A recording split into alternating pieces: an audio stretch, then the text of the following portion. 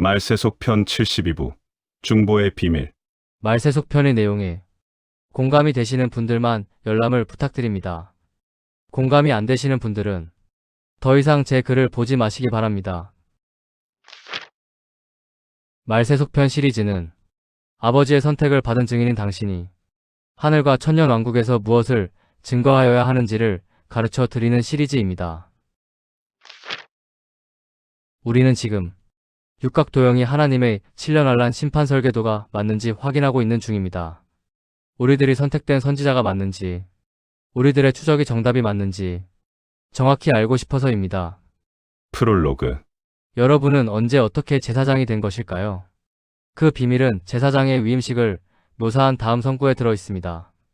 너는 다른 수디양을 택하고 아론과 그 아들들은 그 수디양의 머리 위에 안수하지며 너는 그 수디양을 잡고 그것의 피를 가져다가 아론의 오른쪽 귓뿌리와 그의 아들들의 오른쪽 귓뿌리에 바르고 그 오른손 엄지와 오른발 엄지에 바르고 그 피를 제단 주위에 뿌리고 제단 위에 피와 관유를 가져다가 아론과 그의 옷과 그의 아들들과 그의 아들들의 옷에 뿌리라.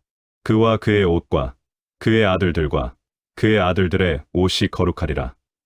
출애굽기 29장 19에서 21절. 위 성구는 제사장의 위임식 장면입니다. 순양을 잡아 그 피를 제사장이 될 사람에게 바르는 장면이 등장하죠. 위 장면을 이해하기 쉽게 영상으로 보여드립니다. 제단 위에 숫양의 피와 관유를 가져다가 제사장이 될 아론과 그의 옷과 그의 아들들과 그의 아들들의 옷에 뿌리라. 출애굽기 29장 21절. 더러운 죄인, 온 영혼과 몸을 주님의 보혈로 덮은 자, 하나도 변한 것 없는 죄인이지만 하나님의 눈에 의로운 자로 보이게 되어 천국에 입성하게 됨. 놀랍죠? 순양이자 하나님의 어린 양인 그리스도의 보혈로 덮인 여러분은 그 순간 사망에서 생명으로 옮겨진 천국 백성이 된 것만이 아니라 바로 그 순간 하나님의 숫양의 피를 바른 제사장의 능력까지도 위임된 것입니다. 구약과 신약 제사장 위임의 순간. 말세속 편 71부 가족 구원의 비밀 2부 중에서 챕터 1. 그분의 이름. 예수 그리스도의 이름. 예수아. 뜻. 구원. 주님 이름의 뜻은 구원입니다. 기억하시고 다음 성구를 잘 보세요. 너희가 내 이름으로 무엇을 구하든지 내가 행하리니 이는 아버지로 하여금 아들로 말미암아 영광을 받으시게 하려 함이라. 요한복음 14장 13에서 14절. 그 날에는 너희가 아무것도 내게 묻지 아니하리라. 내가 진실로 진실로 너희에게 이르노니 너희가 무엇이든지 아버지께 구하는 것을 내 이름으로 주시리라. 요한복음 16장 23절. 지금까지는 너희가 내 이름으로 아무것도 구하지 아니하였으나 구하라. 그리하면 받으리니 너희 기쁨이 충만하리라. 요한복음 16장 24절. 깨달으신 분? 주님의 위의 말씀은 우리의 중보를 통해 가족을 구원하는 중보의 법칙을 암시하고 있습니다. 하나님이 그 지역의 성을 멸하실 때, 곧 롯이 거주하는 성을 엎으실 때, 하나님이 아브라함을 생각하사 롯을 그 엎으시는 중에서 내보내셨더라. 창세기 19장 29절. 주님의 이름은 구원입니다. 주님의 이름으로 구하는 것은 무엇이든지 받으리라고 말씀하셨고, 덧붙여 그 성취로 인해 우리의 기쁨이 충만하리라고 말씀하셨습니다. 곧 세상이 멸망할 것이라는 사실을 알고 천국만을 바라보는 우리들에게 성취되면 기쁨을 충만히 줄 수 있는 소원이 무엇일까요? 부자 되는 것일까요? 시집장가 가는 것일까요? 부모님이 무병장수하는 것일까요? 지금까지는 너희가 내 이름으로 아무것도 구하지 아니하였으나 구하라. 그리하면 받으리니 너희 기쁨이 충만하리라. 요한복음 16장 24절. 지금의 우리에게 주님께서 하신 위 말씀에 해당하는 것은 딱 하나뿐입니다. 가족의 구원. 세상이 곧 멸망할 것이라는 사실을 알고 있고 자신은 구원을 받을 것을 알고 있는 사람의 유일한 소원은 가족의 구원밖에 없는 것입니다. 그래서 주님의 다음 말씀은 가족 구원의 암시인 것입니다. 지금까지는 너희가 내 이름으로 아무것도 구하지 아니하였으나 구하라. 그리하면 받으리니 너희 기쁨이 충만하리라. 요한복음 16장 24절. 대표적인 사람을 소개합니다. 그러므로 이제 청하노니 내가 너희를 선대하였은즉 너희도 내 아버지의 집을 선대하도록 여호와로 내게 맹세하고 내게 증표를 내라. 그리고 나의 부모와 나의 남녀 형제와 그들에게 속한 모든 사람을 살려주어 우리 목숨을 죽음에서 건져내라. 여호수아 2장 12에서 13절. 라합의 소원은 잘 먹고 잘 살자가 아니었습니다.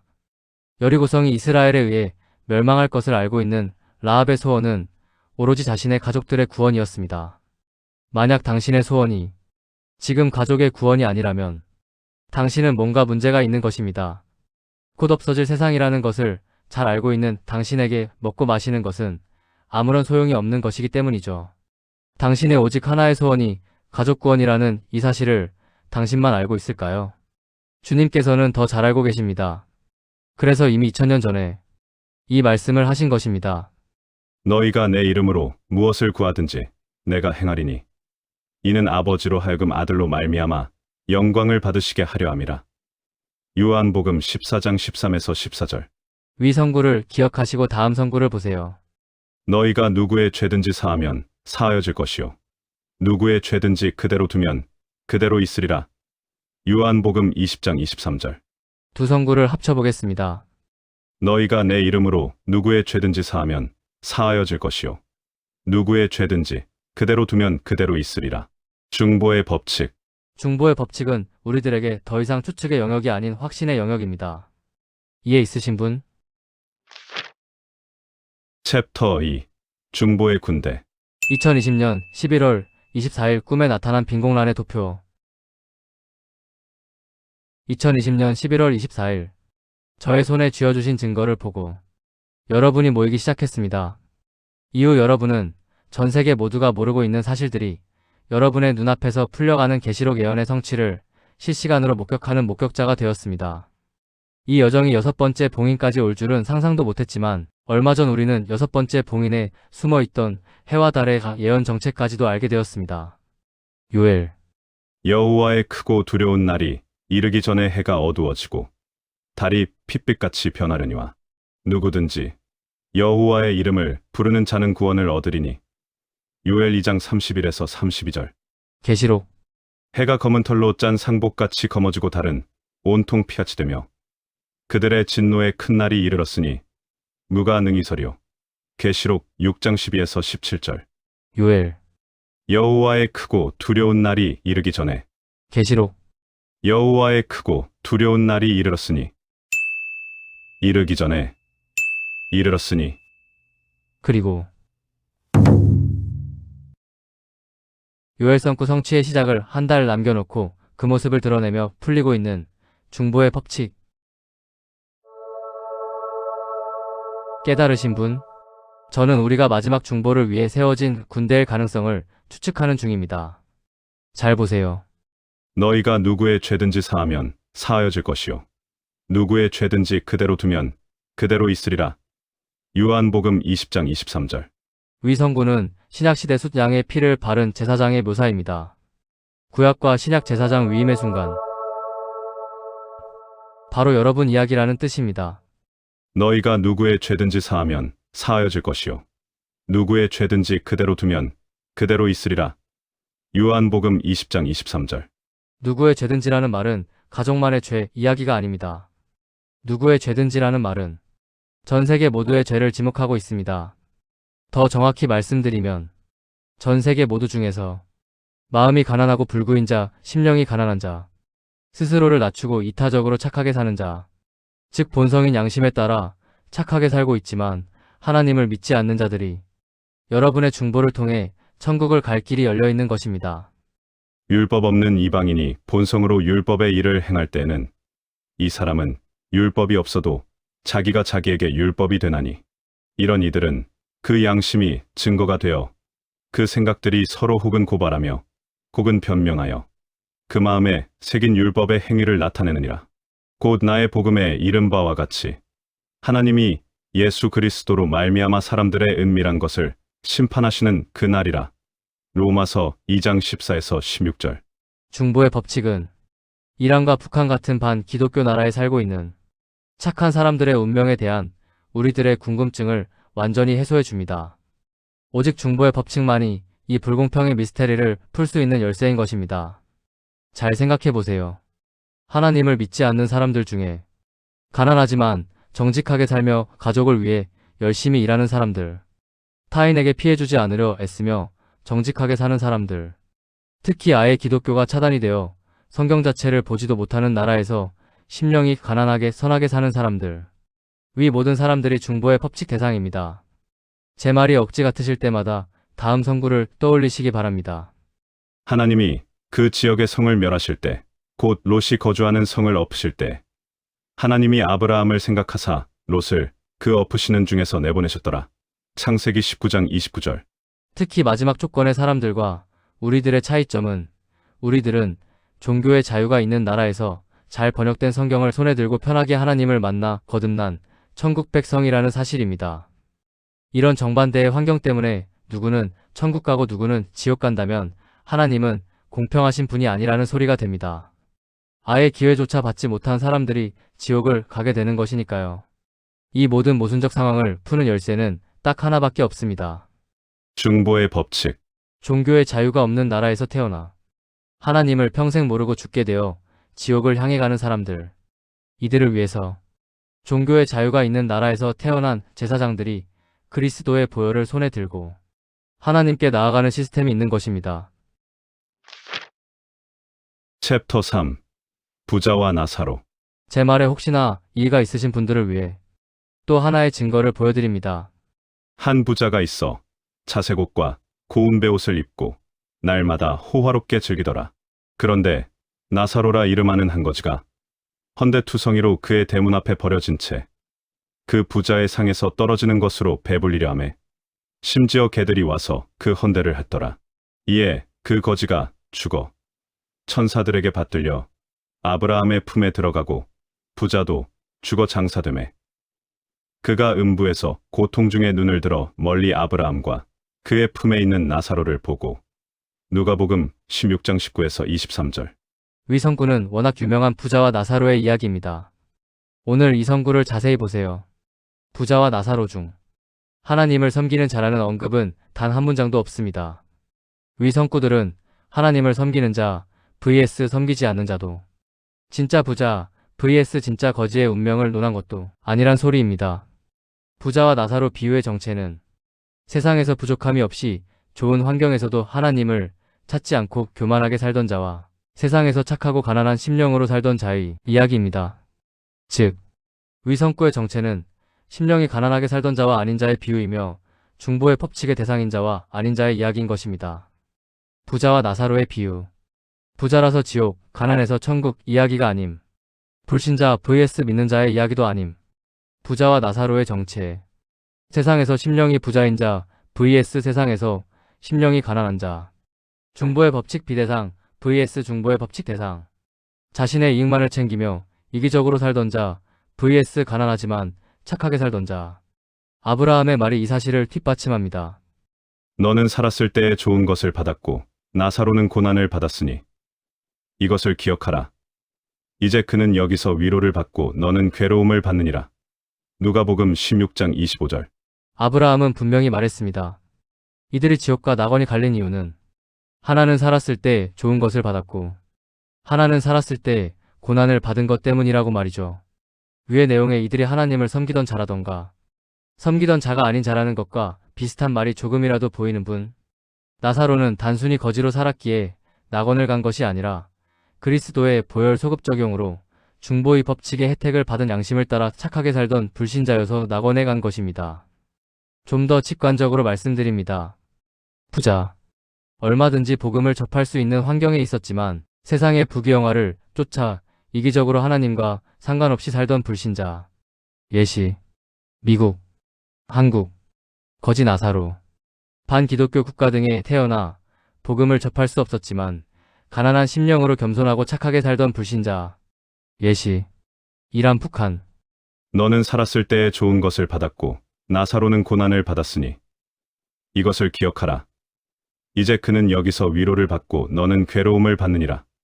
누가복음 16장 25절. 이제 이해가 쏙쏙 되시죠? 부자와 나사로의 후반을 보면 자신의 집에 나사로를 보내어 자신의 5 형제들에게 이 사실을 알려달라는 부자의 후회 장면에서 모세와 선지자 이야기가 등장하는 것을 보면 부자는 나사로와 달리 얼마든지 성경을 접할 수 있던 축복받은 환경이었음을 알 수 있습니다. 부자는 지하에 가서야 자신의 5 형제들의 구원을 소망했지만 이미 때가 늦은 것입니다. 이 해석에 불만 있으신 분은 다음 선구를 보세요.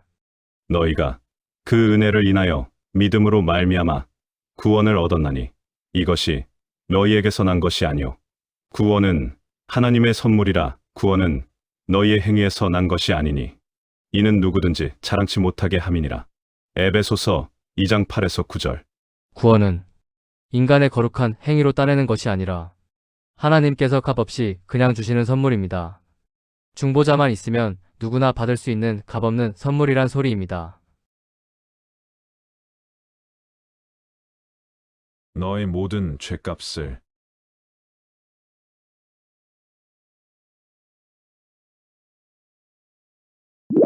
내가 모두 갚았도다.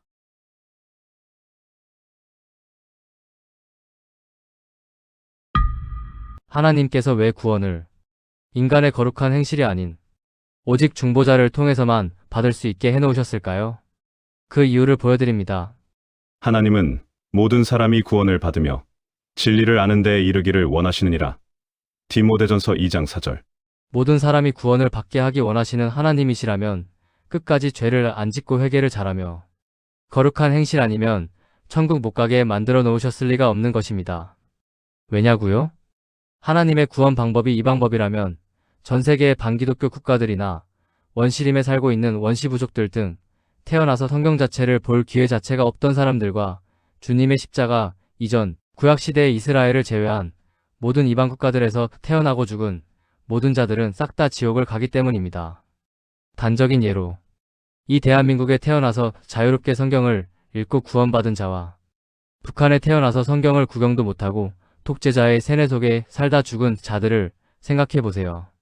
당신이 모든 사람이 구원받기 원하는 하나님의 입장이라면 이런 환경에 북한 사람들에게 끝까지 죄를 안 짓고 회개를 잘하고 거룩한 행실을 잘 지켜야만 천국 갈 수 있다는 조건을 제시할 수 있겠습니까?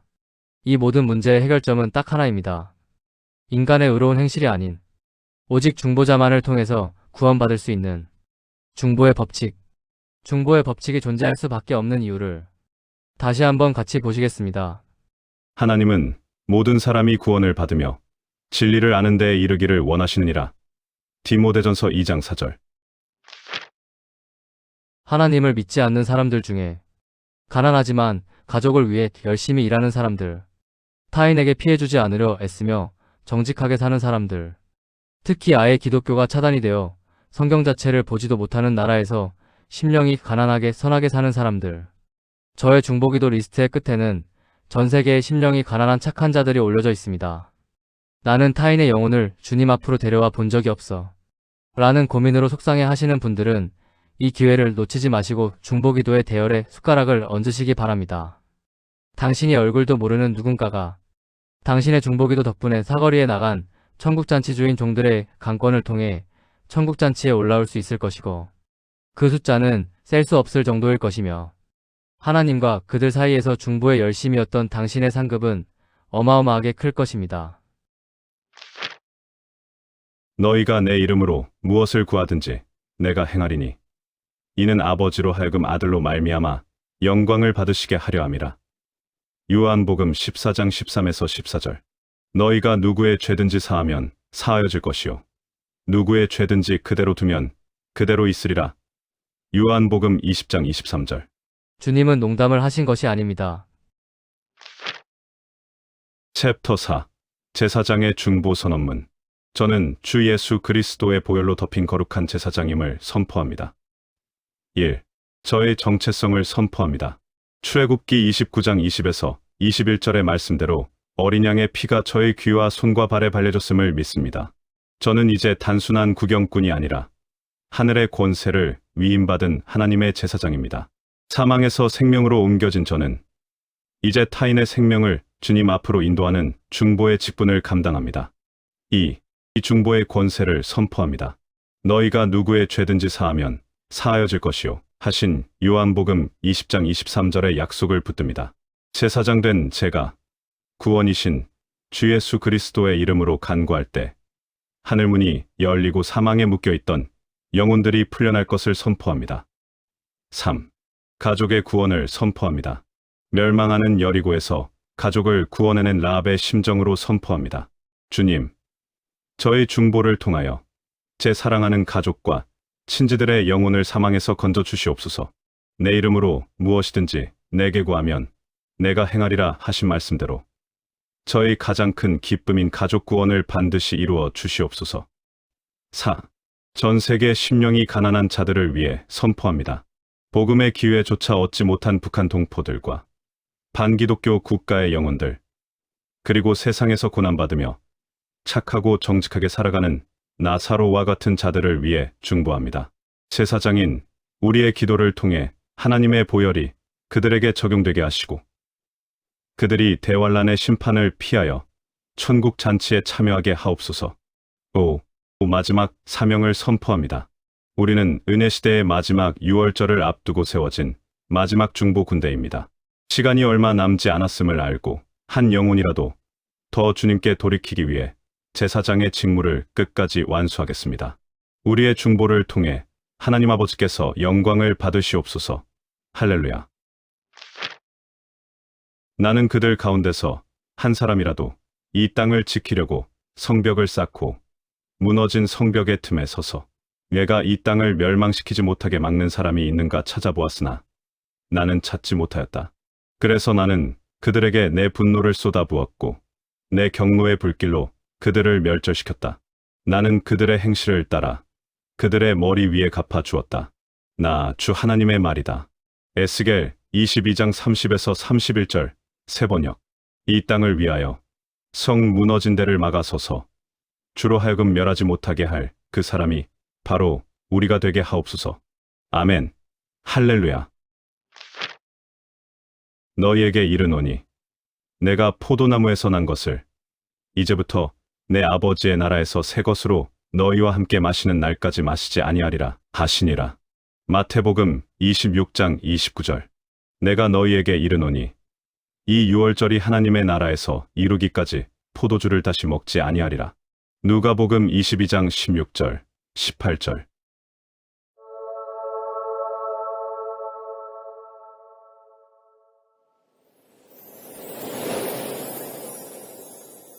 가라지를 불태우는 기간 내에 있는 유월절은 우리가 기다리는 유월절이 될 수 없으므로 앞으로 올 단 한 번의 유월절이 우리가 기다리는 유월절입니다. 은혜시대의 마지막 유월절까지 앞으로 85일 남았습니다.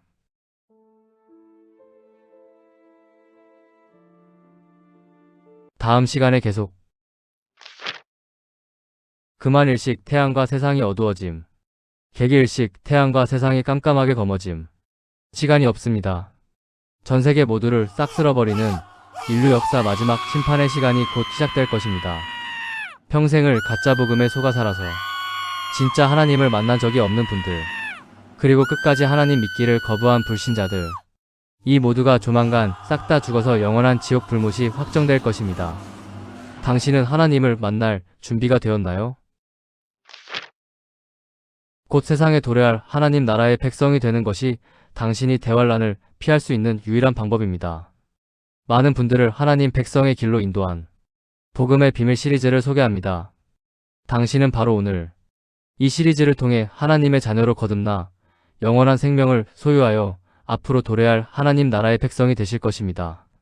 하나님의 사랑을 깨닫는 순간 천국 백성이 됩니다. 그리고 당신이 하나님 나라의 백성이 되었다는 사실을 누가 말해주지 않아도 당신 자신이 알게 될 것입니다. 시간이 없습니다. 서두르시기 바랍니다. 복음의 비밀 파트 1. 복음의 비밀 파트 2. 복음의 비밀 파트 3. 복음의 비밀 최종 완성본. 말세속 편 72부 중보의 비밀 The End.